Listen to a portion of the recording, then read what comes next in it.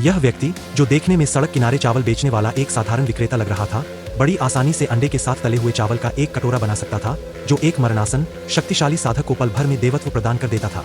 उस समय महान शियाबो डोंगिंग के 8 ध्वज सर्पों के आक्रमण का सामना कर रहे थे। चेंग परिवार की मुखिया महिला बार बार पराजित हो रही थी। इस नाजुक क्षण में वह उस युवक की दुकान पर आ पहुंची। अपने सामने कमजोर महिला को देखकर युवक ने सोचा कि वह बस भूखी है और तुरंत उसे दिव्य अंडे की जर्दी से बने तले हुए चावल का एक कटोरा परोस दिया। महिला के भोजन समाप्त करने के बाद उसके शरीर के भीतर एक सदी से सुप्त पड़ी शक्ति एक जोरदार गर्जना के साथ टूट गई। एक सुनहरी रोशनी आकाश में फैल गई और वह वास्तव में उसी क्षण देवता बन गया। पूर्वज चेंग चकित रह गए, यह समझते हुए कि उनके सामने खड़ा युवक अवश्य ही एक सर्वोच्च प्राणी है, जिसने स्वयं को संसार से अलग कर लिया था।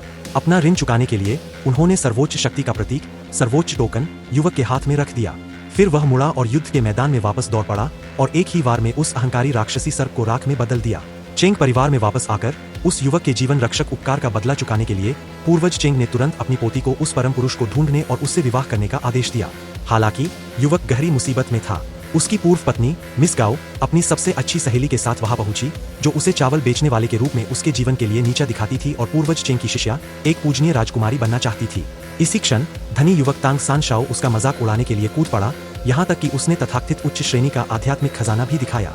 लेकिन युवक ने उस पर एक नजर डाली और तुरंत समझ गया कि यह एक बेकार नकली वस्तु है और तांग सान शाओ को भोला और स्पष्ट रूप से मूर्ख बनने के लिए फटकार लगाई। तांग सान शाओ तुरंत क्रोधित हो गया और लड़ने के लिए तैयार था, लेकिन अचानक उसके पीछे